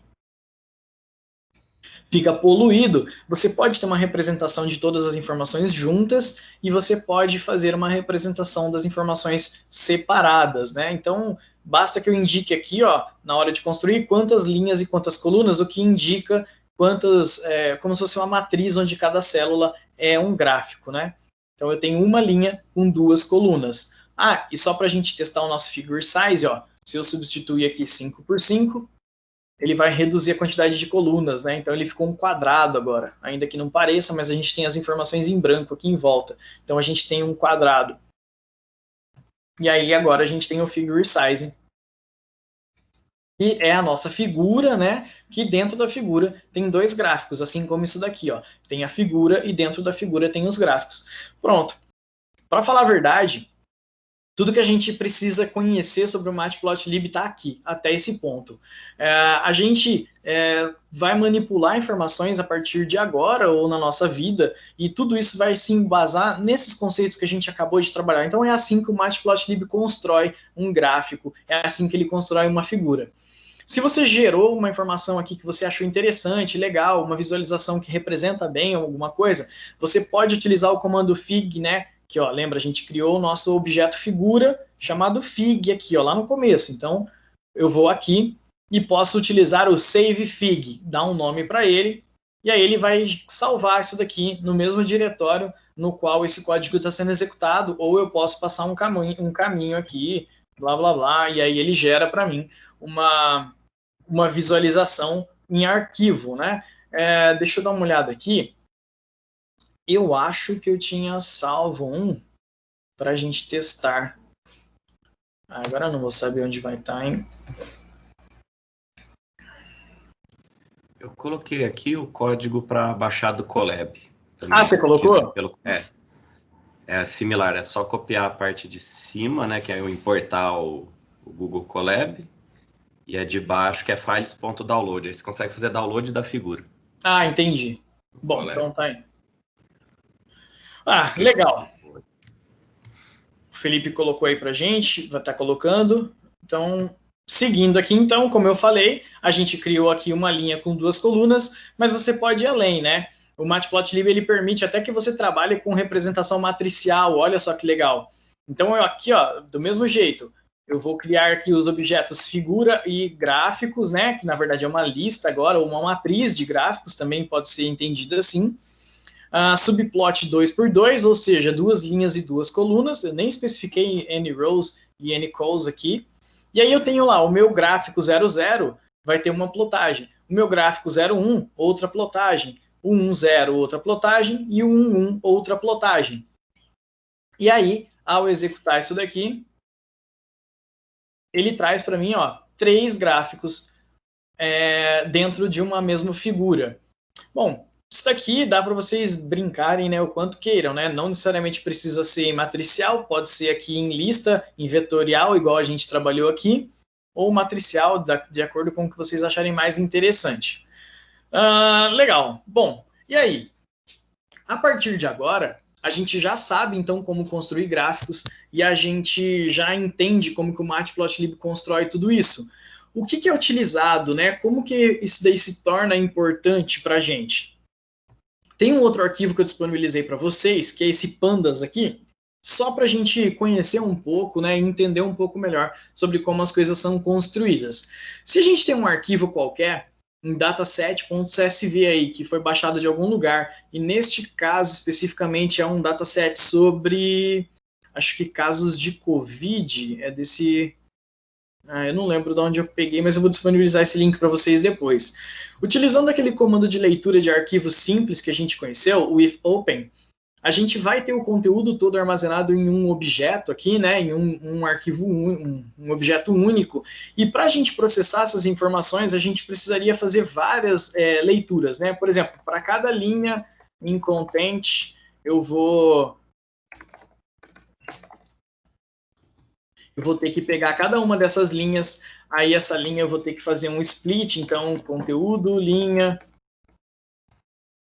vai receber linha.split, por exemplo, com o divisor de vírgula. Agora eu tenho aqui um novo vetor, que é uma nova lista, e se eu quiser pegar, por exemplo, uma informação de... novas mortes reportadas em 7 dias, eu tenho que fazer um filtro para chegar neste índice, saber qual que é ele, pegar, por exemplo, conteúdo, linha, na posição 4, sei lá, estou chutando aqui, e aí eu tenho acesso a todos os valores das linhas, né, representando essa única coluna. E aí isso daí começa a ficar custoso, né? Para você manipular uma informação, começa a ficar trabalhoso, simplesmente para você capturar um valor aqui, ó. E capturar esse valor, muitas vezes vai se tornar mais difícil do que plotar, agora que a gente já aprendeu. Por isso que eu falei que a aula passada ela é muito importante. Todas as representações que a gente vai ver por aí vão utilizar o pandas, né? O pandas com o comando read CSV, ele já constrói um data frame com a estrutura, né, a divisão e os cabeçalhos, os nomes, de acordo com o seu arquivo de base de dados, seu dataset tem originalmente. Então, ó, só com o pd.read CSV, passando como o caminho, né, o dataset CSV, eu tenho agora, então, ó, vamos lá. Opa. Lá, eu tenho as minhas informações representadas aqui, né? Ó, eu coloquei aqui para mostrar só 10 dados, né? Ó, fiz um iLock das linhas de 2 a 10. Aí, vamos lá. Olha lá, então eu tirei a linha 1 e, como eu usei o head aqui, ele está mostrando só 5, né? Mas eu tenho 10 no total. Linhas só para a gente ter um conjunto de dados reduzido. E aí fica fácil de eu manipular. A gente já aprendeu a mexer com pandas, e agora, se eu quiser pegar uma coluna dessa daqui, é fácil, né? Basta que eu coloque aí meu data frame com o nome da coluna. Por exemplo, o region. Então eu tenho aqui uma representação, ou olha lá, todas as regiões, uma lista, na verdade, né, um objeto, né, que traz para mim todas as regiões do meu data frame. Enfim, com essa estruturação agora, né, em data frame, fica fácil. Fácil como? Ó, vamos lá. Eu vou criar aqui, então, o nosso Matplotlib, né, uma figura e um gráfico, assim como a gente já aprendeu, plt.subplots. Como eu não vou fazer 2 plots, né, eu não coloquei parâmetro nenhum aqui, eu posso simplesmente mudar o meu fig size e colocar...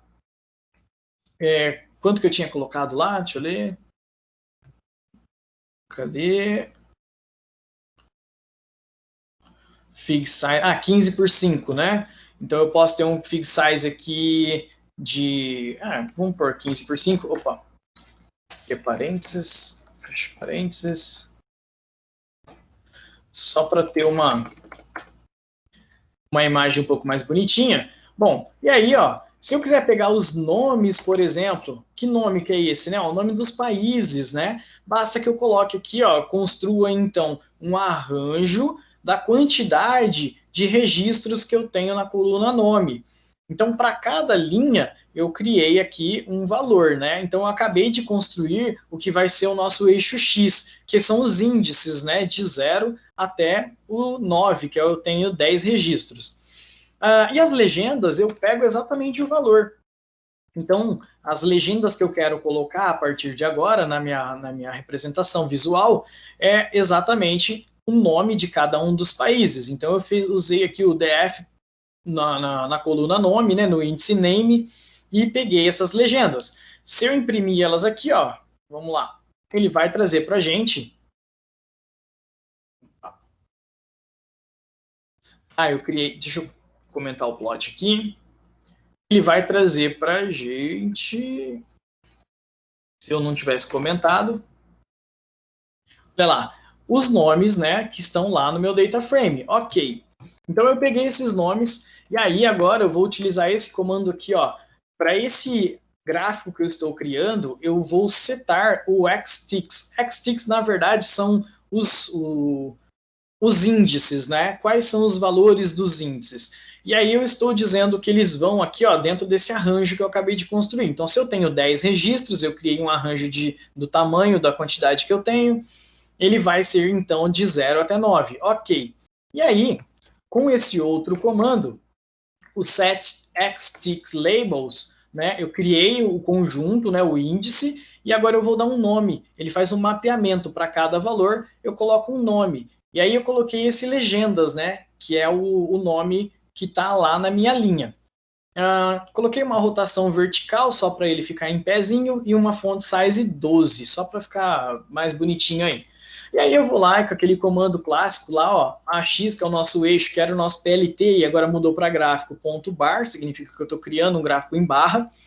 Eu quero plotar os nomes, né, que são os valores que eu acabei de gerar ali acima, e eu quero que o valor em Y, né, ele seja a coluna mortes, as novas reportadas nos últimos 7 dias, que está aqui, ó, cadê...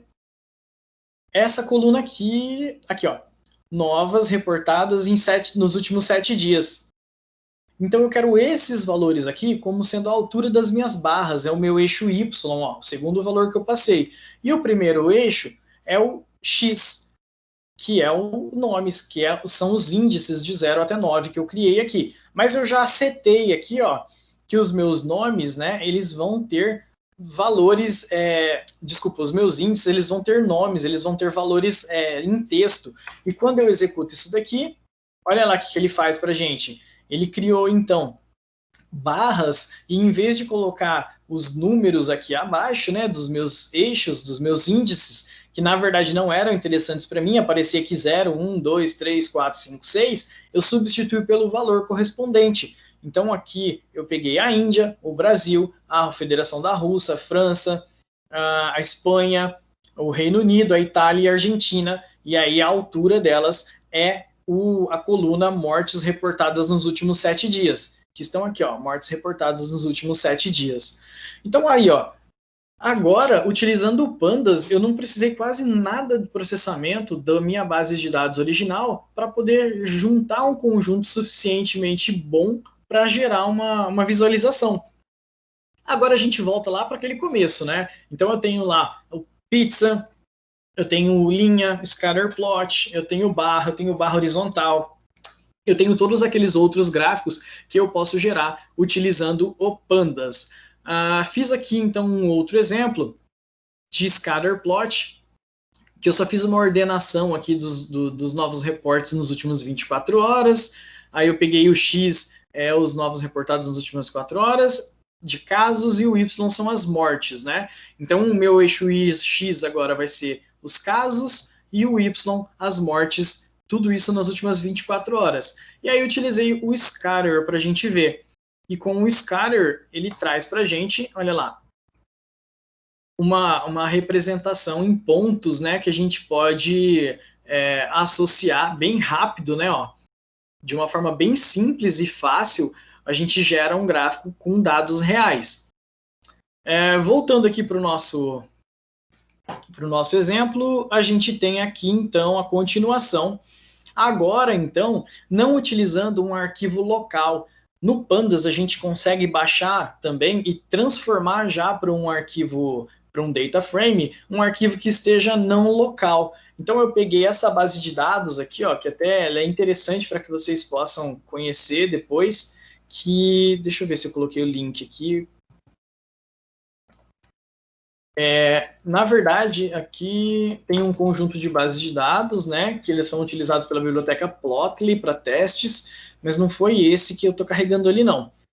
Aqui tem um monte de bases de dados, ó, que vocês podem explorar depois, mas eu estou utilizando este daqui, que é o do Covid, que veio do OWID. Deixa eu ver se eu consigo achar, porque eu fechei ele, não era para eu ter fechado, né? Deixa eu ver.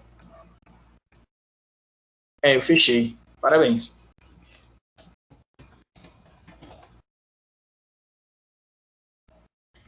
Acho que é daqui, ó. Isso, da Organização Mundial da Saúde. Aí a gente tem aqui as bases de dados que a gente pode baixar, ó, das Américas, da Europa, tem do mundo todo. Data Table, vamos ver. Ele vai trazer para a gente já lá por países, os últimos de ontem. Enfim, eu dei uma explorada aqui e peguei esse conjunto de dados aí que eu disponibilizei, né, nesse que está nesse link aí. E aí, por meio deste conjunto de dados, eu tenho aqui, vamos lá, vamos comentar aqui, um monte de atributos, né? Mas um monte mesmo, quer ver? Olha só, a gente tem aqui, ó, o ISO code, continente, localização, a data da leitura, a gente tem o total de casos, e note que a gente tem algumas não leituras aqui, ó, que é o not a number, novos casos, total de mortes, novas mortes, enfim, por milhão, densidade da população, tem muito atributo aqui, e a gente pode explorar.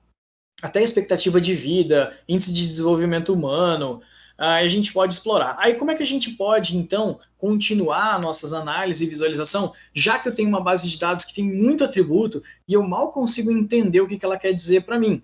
Eu sei o que ela é uma base de dados sobre casos de Covid, mas eu não consigo traçar relações, né? Então agora a gente vai começar a explorar um pouquinho do jeito que a análise de dados pede, né? Ó, aí basta que então eu crie um recorte, né, dessa minha base de dados. Então eu selecionei alguns atributos aqui, ó, que é o continente, o total de casos, novos casos, total de morte, novas mortes, a população, a densidade populacional, a idade média e as pessoas com mais de 70 anos daquele lugar, daquele país. Fiz uma cópia disso, né, e coloquei num novo data frame chamado novo DF. Aí, vendo o head dele aqui, olha lá, eu tenho aqui o meu conjunto reduzido. Então, eu tenho menos atributos. Agora, eu acabei de fazer uma seleção dos dados que eu quero lidar, que eu quero trabalhar. Mas existem alguns dados que são not a number. Então, eu utilizo, dentro do Pandas ainda, meu data frame tem o fill NA, que é o complete os not a number, né? Ou preenche os not a number, com valor 0. E aí, se eu fizer isso daí agora, vamos substituir aqui, inverter, eu não tenho mais not a number, agora eu vou ter 0. Opa! É para você aparecer 0. Xiii, falhou. Funcionou até agora há pouco. Vamos ver. Não.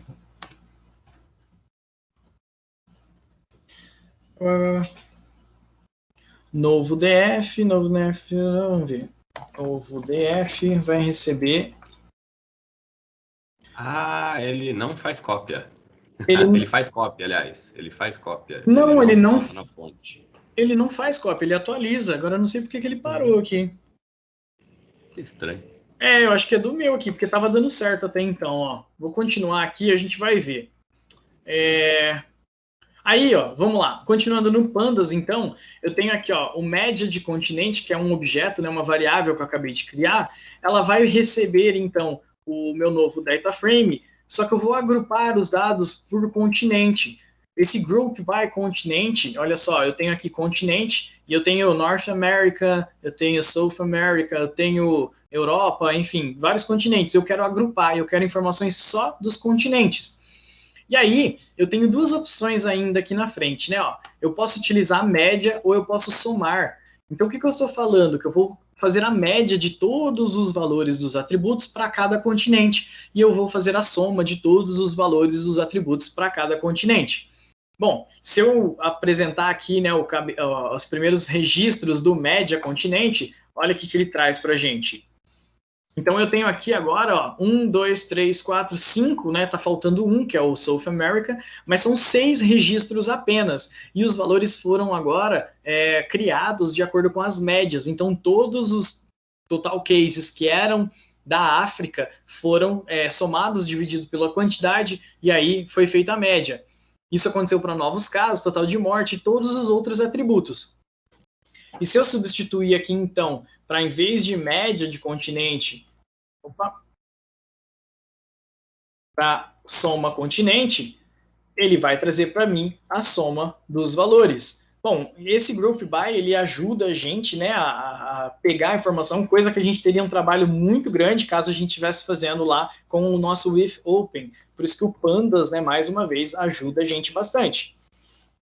E eu posso fazer também uma seleção, olha que legal. Lembra do lock e o iLock, que o Felipe mostrou para a gente, né, na semana passada? Utilizando o lock, ó, eu vou pegar somente as linhas que tem a ver com o atributo new case quando ele assume o valor maior do que 100. Então, dessa forma, eu faço uma seleção somente dos registros em que tem maior número de casos, né? Casos com mais do que 100 registros. E aí, olha lá, o meu novo data frame vai apresentar para mim somente os registros que têm mais do que 100 novos casos. Cadê? New cases, olha lá, 133, 107, 107. Se eu substituir aqui, ele vai pegar somente, olha lá, os que têm menos. Então, isso daqui é para mostrar algumas formas, né, de seleção que a gente pode ter para poder adquirir informação rápida, adquirir dados rápidos para a gente poder visualizar. Então, quando você estiver conduzindo uma análise de dados, isso daqui são estratégias legais que você pode conduzir para que você possa ter um data frame, né, e esse data frame ser plotado bem rápido. Bom, então agora que eu já fiz algumas seleções, fiz uns filtros, eu vou criar então agora o meu figura e o meu gráfico, e aí eu vou criar o meu subplot aqui, ó, sem mais do que um gráfico, né, um gráfico único, com o fix size de 15 por 10. Levando em consideração aquele data frame que eu acabei de construir, né, o Group By ele de média continente, vamos ver aqui, ó. Droga, queimei a largada, né? Vamos voltar aqui, comentar.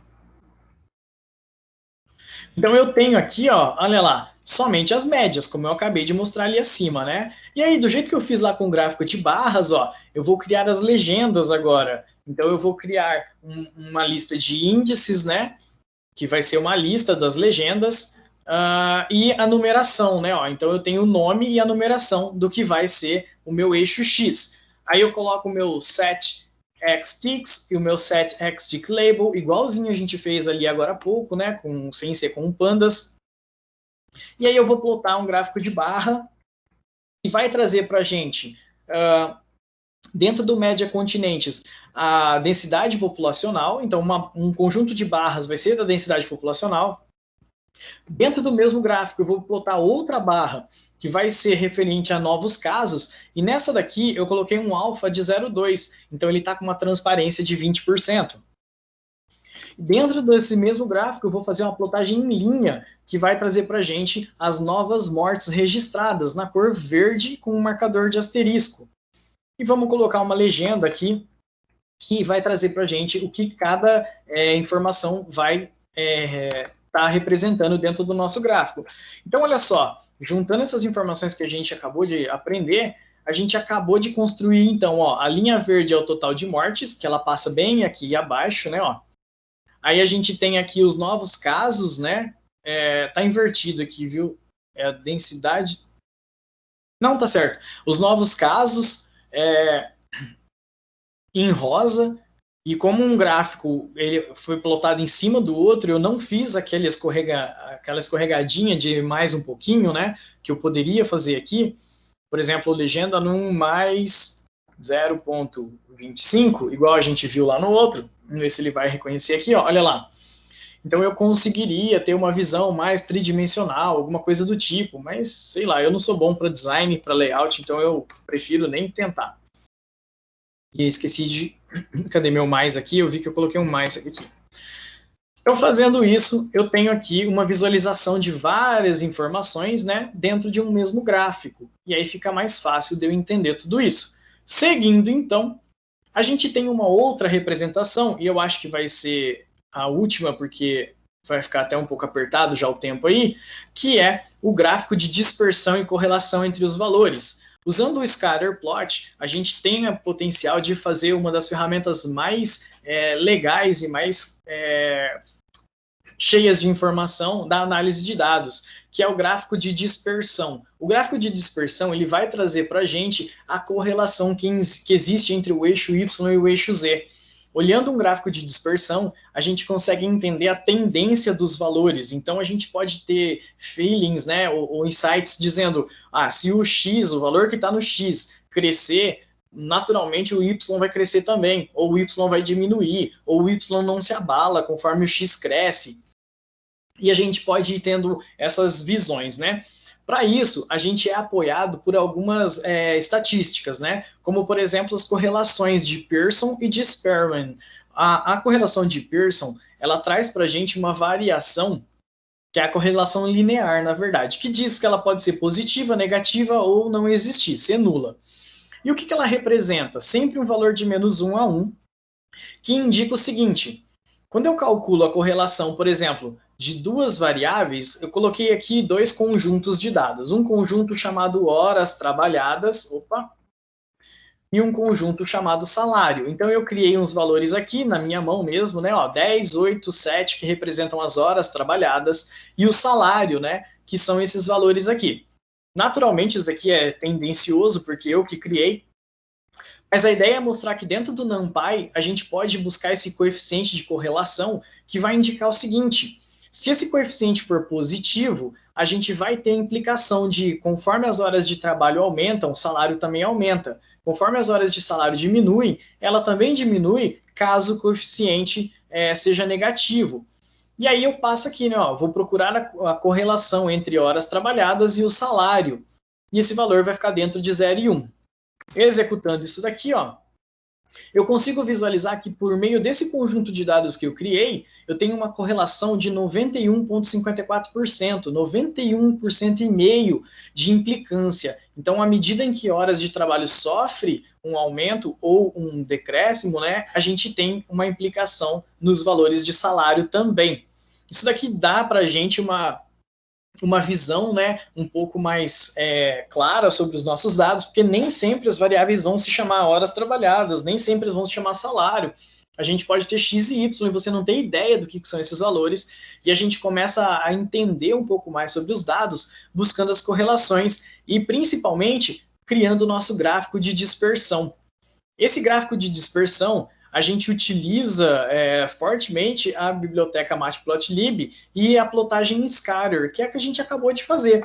Então, por exemplo, criando um gráfico de dispersão ali, que a gente tem uma correlação de 91,54% e uma visualização que, à medida em que os meus valores de X aumentam, os de Y também estão aumentando, mesmo que tenha um ou outro que saia, né, da normalidade, a gente tem aqui uma ideia de crescimento que pode ser linear ou pode não ser linear, pode ser uma curva. Mas quando a gente tem um crescimento aqui linear, a gente fala que existe uma correlação linear. Quando a gente não tem uma reta, né, que a gente não consegue traçar uma reta no crescimento desses dois valores, a gente tem uma correlação não linear. E aí a gente pode também encontrar tanto a linear quanto a não linear. Mas a gente tem uma estratégia bem legal dentro do Pandas, que é o nosso método Core. O nosso método Core, deixa eu tirar isso daqui só para mostrar primeiramente o que acontece. Ele monta para a gente uma tabela de correlações. Então basta que eu utilize assim, novos casos. Qual é a correlação com todos os outros atributos? Então, com um total de casos, eu tenho uma correlação de 99%. Com novos casos, a nossa diagonal principal sempre vai ser 1, né? Com total de mortes, 97%. Com novas mortes, 98%. Por exemplo, se eu analisar que o total de casos, ele não tem quase nenhuma relação com a densidade populacional e também com a média de idade. Porque não implica em nada, né? Os totais de casos que eu tenho, eles não vão modificar a densidade populacional, a não ser que o total de casos mate muita gente, né? E aí a densidade populacional vai diminuir. Mas tirando essa brincadeira ruim que eu fiz agora, a gente sabe que não tem uma correlação, assim como a média da idade. Ninguém vai mudar a idade por causa do total de casos. Agora, o total de mortes pode ser que tenha uma implicação um pouco maior. Então, a gente pode ver aqui, ó, que tem uma implicação negativa na densidade populacional, porque, ainda que ela seja pequena, ela está um pouquinho, né, mais forte do que com o total de casos. Então, toda vez que tem novas mortes, obviamente a densidade populacional diminui, por isso que é uma correlação negativa. E sempre que tem novas mortes, a média de idade das pessoas aumenta também. Isso daqui pode indicar para a gente alguma coisa muito importante. Olha só, novas mortes modifica a média de idade e a média de idade está crescendo porque é uma correlação positiva, significa que mais pessoas jovens estão morrendo do que pessoas idosas, do que pessoas mais velhas. Olha só, é dessa forma que a gente consegue fazer as nossas primeiras análises em cima dos dados e a gente consegue entender um pouco melhor do nosso conjunto de dados. Opa, isso daqui mostrou uma informação importante para mim.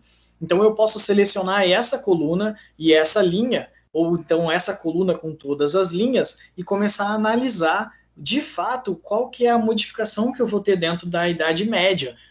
Legal.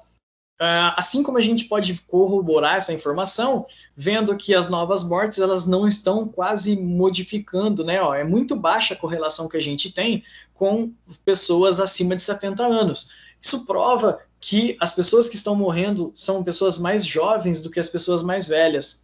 Diferente do que, por exemplo, eu estava pensando, né? Que a maioria das mortes são de pessoas mais velhas. E é assim que a gente vai começar a conduzir as nossas análises a partir de agora, né?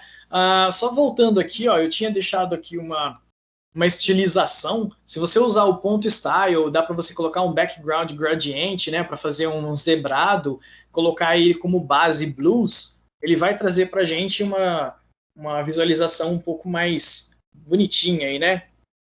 Então, ó, tudo que está azul escuro, ele tem uma correlação alta, tudo que está azul claro tem uma correlação baixa, e tudo que está azul quase branco traz para a gente uma correlação negativa, que pode ser até alta, né?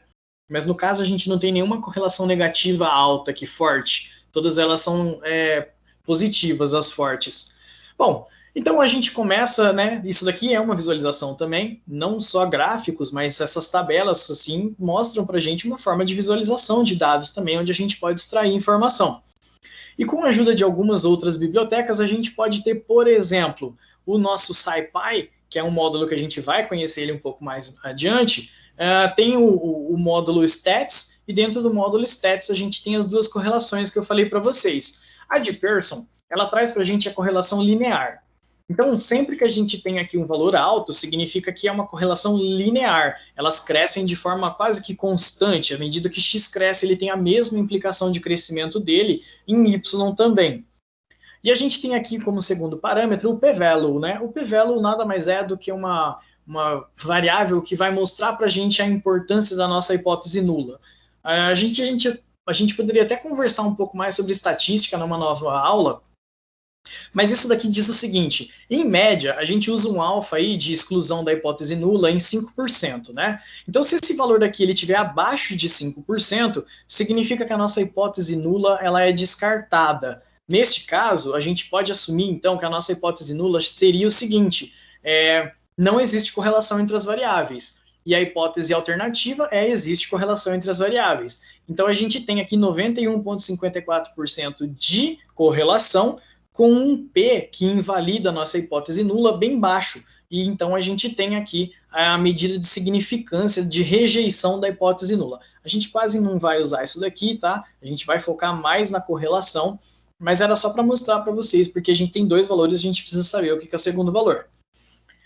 E quando a gente não tem um valor legal, quando esse P aqui ele é alto, o que não rejeita a nossa hipótese nula, o que estraga a nossa correlação, isso indica provavelmente não que não exista uma correlação, mas pode indicar que a correlação não é linear, que ela é uma curva, é uma parábola, que é alguma coisa do tipo, né? Então, como eu mostrei para vocês aqui, a gente não tem uma reta, a gente pode ter uma exponencial, a gente pode ter uma parábola, qualquer outra coisa aqui. E aí, a gente pode utilizar, então, a correlação seguinte, que é a de Spearman. A de Spearman, ela vai trazer para a gente, da mesma forma, dois valores, que é a correlação e o p-value. Nesse caso, olha só, o p-value está elevado a menos 5, então ele é muito pequeno mesmo. A gente identifica aqui, então, que nosso conjunto de dados ele tem uma correlação bem mais forte para não linear do que linear, o que dá para a gente ter uma ideia de que pode ser um crescimento maior, pode ser que o salário cresça numa proporção maior do que a horas trabalhadas está crescendo, que eles não tenham uma constância no crescimento. Enfim, aí a gente vai divagando um pouco mais quanto a isso, né? Aqui, eu criei aqui um outro gráfico de dispersão, utilizando as mesmas coisas que a gente estava trabalhando, e esse gráfico de dispersão vai trazer para a gente, então, usando o scatter plot, olha lá, com aquele mesmo conjunto de dados que a gente estava trabalhando, a ideia de que, olha, existe uma reta que pode representar o crescimento desses valores. Logo, eu consigo visualizar aqui um crescimento constante. Não vai ter um valor aqui de y que vai explodir e vai deixar eu assustado. Eu consigo prever o crescimento do y à medida que o x cresce também. Aí a gente tem aqui a média, o desvio padrão, como eu falei para vocês, lá da nossa distribuição normal, e fica aí como uma construção para que vocês possam utilizar no conjunto de vocês também. E a gente pode ter também uma plotagem em área, né? Bom, na verdade, a gente está usando aqui o data frame do Pandas. O data frame do Pandas, como o Felipe mostrou para a gente, ele tem um módulo matplotlib dentro dele que pode plotar uma informação, basicamente, utilizando o comando plot. E aí eu utilizo aqui, ó, esse daqui é um dataframe.plot.bar, ou eu posso modificar e colocar aqui, ó, kind, né, que é o tipo bar, e executar. Ele vai trazer para mim já uma plotagem com legenda, com nomes, e tudo bonitinho, bem rápido e bem simples. Como eu falei para vocês, a ideia aqui é que a gente consiga gerar gráficos e visualizações bem rápidas, ó, para a gente conseguir extrair informações prévias do nosso conjunto de dados. Depois que você extraiu informações prévias, aí é legal conhecer outras bibliotecas, outros pacotes. Gráfico de área, você pode utilizar de pizza, de densidade, de histograma, boxplot, que é o Vela, enfim. Da mesma forma que a gente trabalhou construindo pelo matplotlib, pelo dataframe, com um comando aqui, ó, a gente consegue ter uma visualização prévia. E por fim, eu deixei para vocês aqui o seguinte, ó, só para a gente visualizar essa informação aqui, que é o nosso deslize, né, exatamente igual a gente já fez lá em cima, só que agora com o data frame. Eu deixei para vocês o seguinte, aqui a base de dados, eu sabia que tinha deixado em algum lugar. Esse é o link da base de dados que eu utilizei. E dentro desse site, desse conjunto, a gente tem mais um monte de bases de dados que vocês podem explorar. Opa, só confirmar aqui. Vocês podem baixar essa base de dados assim que a minha internet contribuir aqui, ó, no formato XLSX, CSV, JSON ou o que você queira. Vocês podem olhar no GitHub, né, as bases de dados que tem lá da Organização Mundial da Saúde. E com essa base de dados, eu proponho, então, como uma tarefinha para a gente aí, e se a gente fizer algumas análises comparativas do Brasil com o restante do mundo? Aí, como é uma coisa muito peculiar e cada um tem uma visão sobre o que gostaria de encontrar, vocês viram que a gente tem correlações, a gente tem gráficos, a gente tem um monte de forma de extrair as primeiras análises não sistematizadas, né, que são por visualização.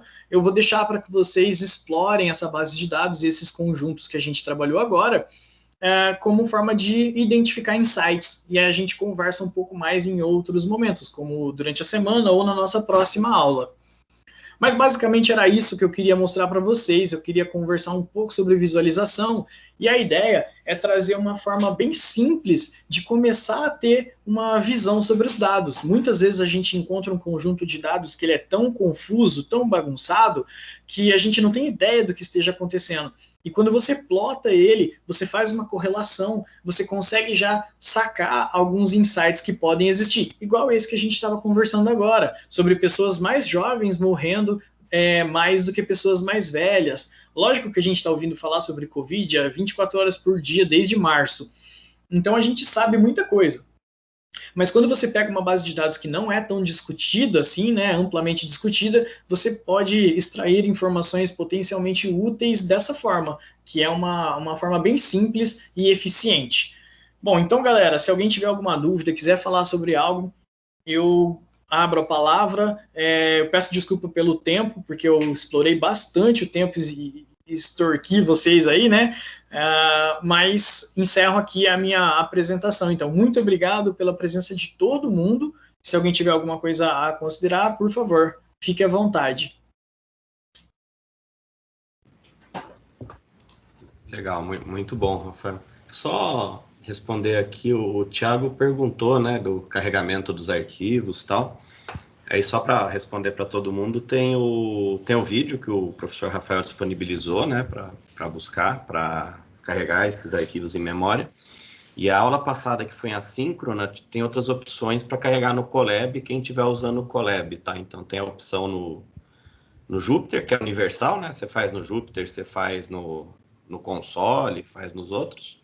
E tem para o Colab também na aula passada, tá? Então e aí, se vocês encontrarem alguma dificuldade, algum caso que a gente não cobriu, né? Joga ali ou no WhatsApp ou no fórum e a gente busca a solução junto, certo? Da minha parte, acho que é só isso. A aula passada foi assíncrona, pessoal. Vou pedir para vocês baixarem, né? Acredito que vocês baixaram. Então, se vocês baixarem o notebook da aula, aí a gente pega a presença por lá. Você baixou o notebook, acredito que vocês viram o vídeo para executar. E aí fica essa sem data. As outras, como são síncronas, repetindo, a gente usa a entrada pelo Moodle ali para ver o vídeo na sala do Teams, tá? Aí, acho que da minha parte também, se alguém quiser falar algo, fica à vontade. Eu vou parar a gravação, né? Posso? Quer dizer mais alguma coisa, Rafael? Não, por mim tá tudo tranquilo.